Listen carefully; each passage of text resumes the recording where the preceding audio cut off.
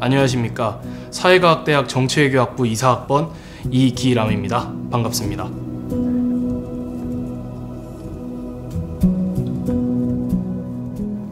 저는 제 꿈이었던 실천 윤리학을 실천했던 그 하나의 경험이 굉장히 기억에 남습니다. 피터 싱어가 말했듯 진정한 의미에서 윤리는 실현할 수 있는 것이어야 합니다. 저 또한 그렇게 생각을 했고 배움과 실천이라는 이 두 가지 키워드를 제 삶의 모토인 실천 윤리학이라는 단어로 녹여냈었습니다. 이걸 실현한 것이 가장 재미있었습니다. 제 과인 정치외교학부라는 이름에서도 알 수 있겠지만 저는 이제 정치학과 정치학 이론에 대해서 굉장히 관심이 많습니다. 고등학교 3학년 때 제가 학생회장이었을 때 가장 인상 깊었던 이 정치학의 분야는 수기민주주의였습니다. 수기민주주의는 진정한 민주주의적 절차는 시민들의 공론과 토의를 통해야만 정당성을 얻을 수 있다라는 것이었습니다. 그러던 중 이 고등학교 3학년 겨울에 갈등 상황이 하나 발생했습니다. 고등학교 3학년 올라가는 겨울에 이 학교에서 여러 가지 공사를 해서 여러 가지 공간들이 조성되었습니다. 그 중에는 어떤 토의를 위해서 적합한 공간도 있었고 독서실 같이 공부를 할 수 있는 공간도 있었고 다양한 공간들이 있었습니다. 학생들이 새로운 공간이 생긴 거에 막 기뻐해가지고 굉장히 다양한 방식으로 공간을 이용했습니다. 수능 공부하는 친구도 있었고 면접 준비를 했던 친구도 있었습니다. 그리고 또 그냥 쉬고 싶어서 그 쉬는 공간으로 사용한 친구도 있었습니다. 그런데 문제는 이게 공간이 처음 생기다 보니 규칙이 없었습니다. 규칙이 없는 상태에서 학생들이 너무 이걸 막 이용하고 싶어가지고 그런지 이 공간들이 약간 뭔가 조화롭게 이용되기보다는 약간 방치되고 버려졌었습니다. 그 결과로 이제 학생, 학부모, 교사가 합의하는 이 3주체 회의에서 한 위원께서는 이 공간을 아예 폐쇄하는 것이 나을 수도 있겠다라는 발언까지 하셨습니다. 저는 이 상황이 제가 빠져 있었던 수기민주주의를 실현할 수 있는 한 기회라고 생각했었습니다. 학생들이 다 같이 모여서 공론장에서 생각하고 토의하고 그리고 규칙을 만든다. 그리고 그것을 실현한다. 너무 재밌어 보이지 않나요? 구체적인 방법에 대해서 좀 말씀드릴 수 있을 것 같아요. 우선 한 일주일 정도 시간을 두고 학생들에게 전체 공지를 했었습니다. 그리고 이제 충분한 생각을 거친 후에 점심시간에 다 같이 모였습니다. 그 공론장에서 학생들은 누구나 자유롭게 말할 수 있었고 자유롭게 비판할 수 있었습니다. 저를 비롯한 학생의 임원들은 그냥 관리자였습니다. 토론에 나서서 이제 적극적으로 의견을 내기보다는 그 의견들을 적고 그것들을 약간 요약하는 그런 역할만 수행했었습니다. 제가 약간 걱정했던 거는 이런 공론장에서의 수기가 약간 학생들 간의 무의미한 싸움으로 전락하지 않을까 하는 걱정이 있었습니다. 그런데 결과는 되게 반전이 있었어요. 이 다양한 자유로운 의견들이 하나의 의견으로 모아졌던 것입니다. 그 결과를 짧게 요약드리면은 공간을 다양화하고 이 사용하는 시간도 다양화한다 라고 말씀드릴 수 있을 것 같습니다. 이 규칙을 저희가 이제 문서화를 했었고 그리고 그 문서화한 것을 1년 내내 실현했습니다. 그리고 자기가 만든 규칙이다 보니까 정말 본인들이 잘 지키더라고요.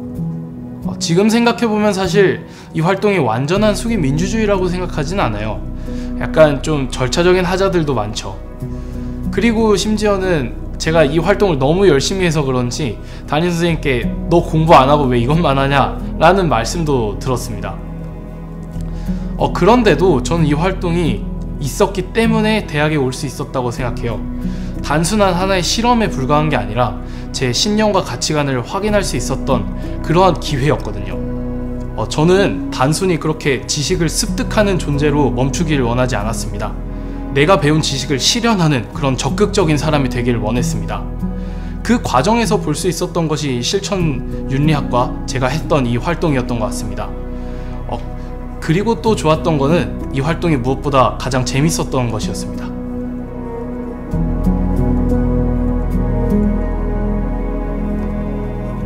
이 질문에 답하기 위해서는 제가 어떻게 정치학에 빠지게 됐었는지를 말씀드려야 할 것 같습니다.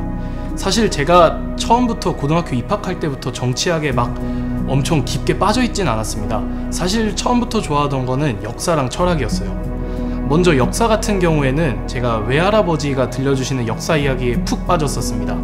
이 방학마다 외할아버지 댁에 가서 옛날 역사 이야기 듣는 게 정말 재밌었거든요. 그래서 나중에는 제가 역사 이야기를 찾아서 할아버지께 말씀드리기도 했었습니다. 그 다음으로 철학에 대해서 말씀드릴 수 있을 것 같아요. 사실 제가 중학교 1학년까지는 좀 탱자탱자 놀았던 편이었습니다. 공부를 사실 많이 하진 않았죠. 그러다가 문득 든 생각이 내가 너무 아무것도 안 하는 거 아닌가 하는 생각이 들었습니다. 그래서 도서관에 가서 책이라도 읽자 하고 도서관에 가서 아무거나 책을 골랐는데요. 그때 골랐던 책이 직언이라고 스토아 철학자들의 행복에 관한 그런 책이었습니다. 이때부터 철학에 입문해서 지금까지 쭉 사랑한 것 같습니다. 1, 2학년 때까지는 그냥 하고 싶은 거 하자 주의였습니다.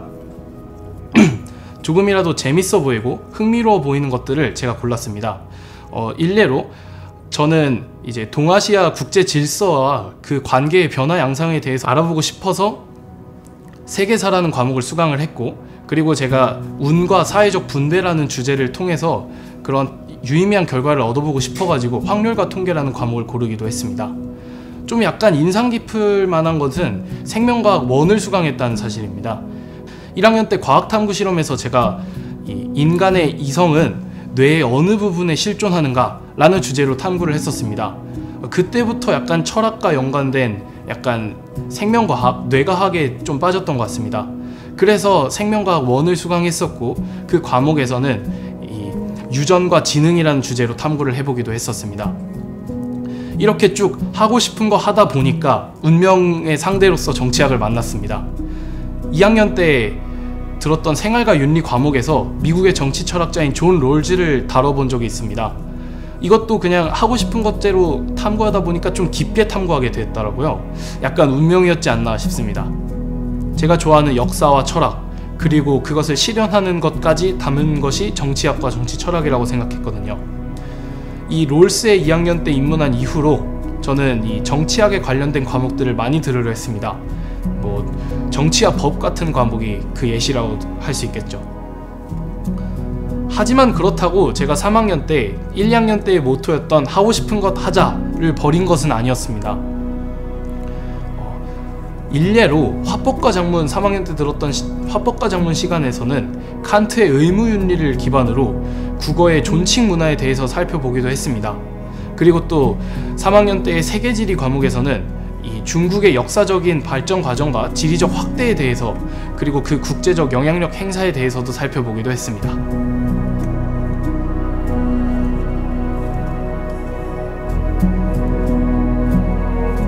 면접 준비 같은 경우에는 제가 기존에 했던 활동들을 다시 보는 일에서 시작했던 것 같습니다.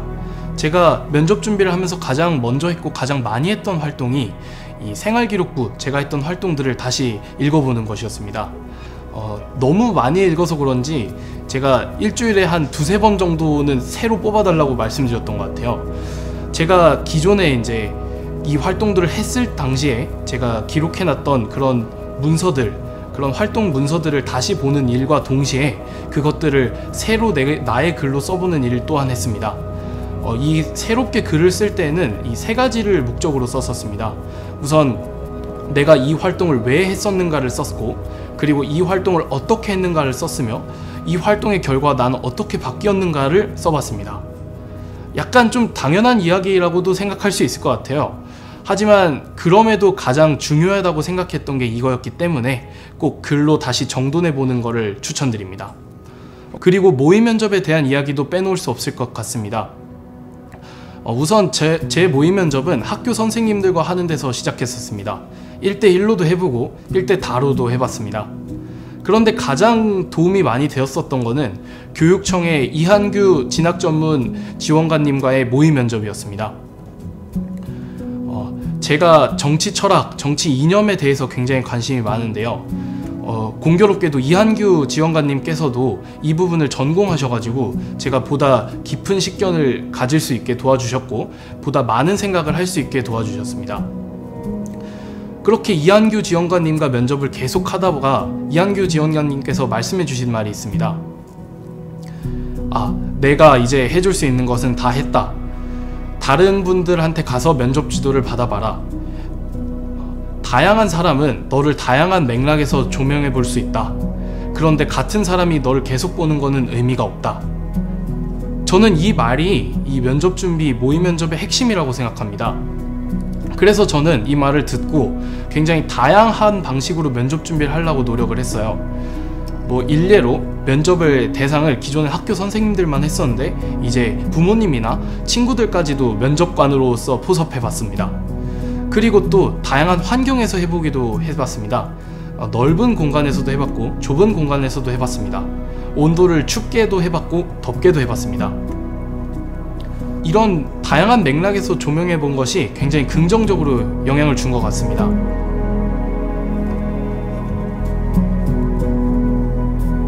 제 생각에는 이 학생부 종합전형 또한 하나의 과정이라고 생각하는 게 가장 중요하다고 생각합니다. 저는 가끔 모든 게 과정 위에 있다, 모든 게 과정이다 라는 생각을 합니다. 이 수능도, 면접도, 그리고 학생부 종합전형도 이 모든 게 다 과정에 불과하다고 생각해요. 여기서 중요한 거는 이 과정이라는 것을 목적이랑 헷갈려서는 안 된다는 것입니다. 저는 제가 하고 싶은 목표가 있기 때문에 대학을 온 것이지 대학에 오기 위해서 그 의무의식으로 대학을 온 것은 아닙니다. 제가 이해한 학생부 종합전형 또한 마찬가지였습니다. 학생부 종합전형은 한 사람에 대한 종합적인 이해라고 저는 생각했습니다. 그렇기 때문에 저는 이 결과, 매 시험 점수 하나하나에 목매지는 않았습니다.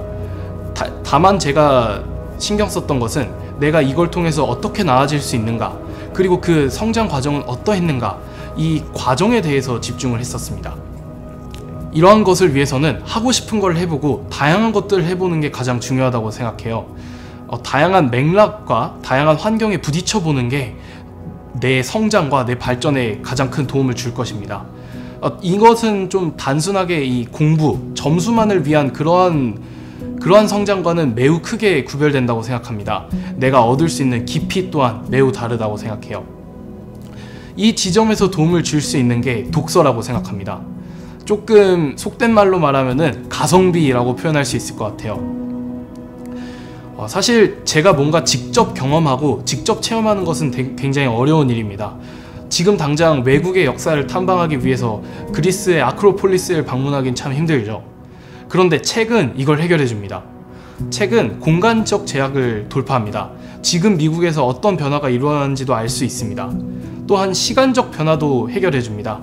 고대 선인들이 어떤 논리적 과정을 거쳤는지에 대해서 책을 통해서 쉽게 알아볼 수 있었습니다. 그렇기에 책이 좋은 경험의 통로였던 것 같습니다.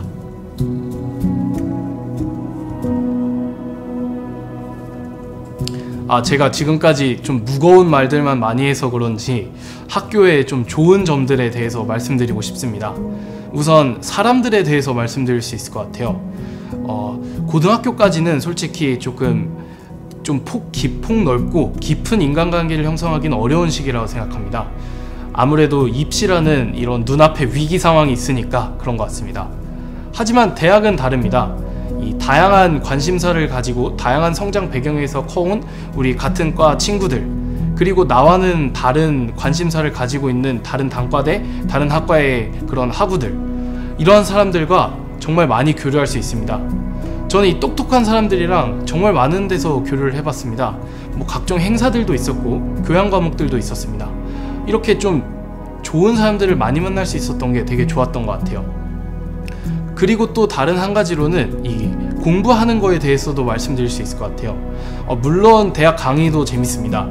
그런데 제가 말씀드리고 싶은 건 이 학교 메일로 오는 수많은 이런 행사들입니다.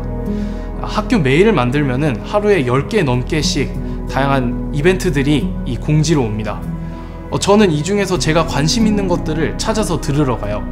역사와 철학에 관심이 있기 때문에 역사랑 철학 컬로키엄 굉장히 많이 참여하고 있습니다. 이렇게 다양한 장점들이 있었는데 그럼에도 약간 대학에 와서 좀 약간 아쉬운 것 또한 있습니다. 결국에는 대학 또한 하나의 과정이구나 하는 생각을 해요.